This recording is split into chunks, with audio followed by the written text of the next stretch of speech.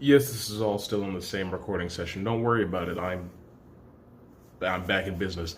But while I was gone, a lot of things happened, including another YouTuber is being accused of the G word and the P word. I can't say those things, at least not at the very beginning of the video. I'm pretty sure I'm going to get in trouble.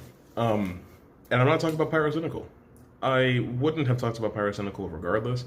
I don't feel the need to touch on every single YouTuber that gets in trouble for this sort of thing. But Call Me Carson, or Carson King, otherwise known as Call Me Carson,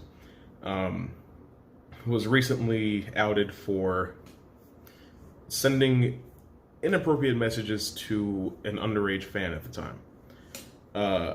To my knowledge, this took place in March of 2019, at which point Carson was 19 and the person in question, Sam, was 17. I was also 19 at the time. Me and Carson are the same age. So this is going to be a little bit of a different approach that I'm going to take to this. Because if you compare it to the Mini Lad situation, he was soliciting pictures from and sending pictures to kids that were like, or people, sorry, that were like 15, 16, while he was like 21, that sort of thing, which is a much bigger discrepancy. I'm going to say something that you probably don't like. I don't condone or defend what Carson did in any way because it is scummy, but the P word and grooming, I think, are inappropriate words to use for what actually happened. I don't think those are the right words to describe what went down, because he's 19, she's 17. As far as I know, no pictures were exchanged. However, 19 and 17 in most states, including the one that I live in, is considered perfectly legal. There is no moral or legal issue with an age discrepancy like that. If you're just starting your senior year and you're dating somebody who just graduated, it's not that big a deal. You know what I mean? Where I see the issue is that he was taking advantage of the fact that he is a YouTube star. He was using his clout, his fame, his recognition, his power that his fans had basically put onto him, and he was using that to manipulate her and kind of guilt trip her at the same time. He was acting as though he couldn't be held responsible for his own actions, right? I don't think that this is a matter of legality. I think this is a matter of morality. And I think that what he did was still disgusting, because the thing is, regardless as to whether or not you and the person that you're with are able to be together legally, that situation still is and would have been entirely toxic. Because the thing that I learned from Rahul Kohli on Twitter is that if you are a person of interest, you know, if you're a public figure of any sort on the internet or in movies or anything like that, you should not date a fan, because it creates a paradigm dynamic that is unhealthy, because that person is basically obsessed with you. They basically worship you. They will do whatever they have to do to keep your favor, and they never want you to be upset with them. You can make them feel like crap because you're so high and mighty and they're all the way down here. They're a peasant compared to you. You can have anyone you want, that sort of thing. That is what makes it completely unethical in my eyes to pursue something romantic with a fan of any sort, at least in most cases. It is possible to have something like that with a fan and it's not a big deal. That's totally possible. But I think that that's so few and far between that it's just not worth pursuing. There's got to be somebody out there better for you. Now, Carson is 21 now. So if he were texting a 17-year-old in the way that he was, that would be an issue. But at the time, he was 19.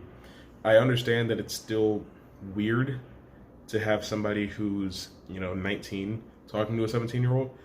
But, I mean, when you're 17, in most states, that is the age of consent. In some states, it's like 16. You know what I mean? I don't know if Carson and Sam lived in states where the age of 17 was, or the age of consent was 17. But I know that, like, it's an interesting situation, right? Because if it's like if you're a certain age, then you can date somebody that's up to a certain age, but if they're older than that, then it's considered statutory and stuff like that. It's really weird. Getting into like age of consent conversations is really weird. Like since I'm 21, I wouldn't date somebody that is 17 or 18, even though in my state a 17-year-old can date a 21-year-old.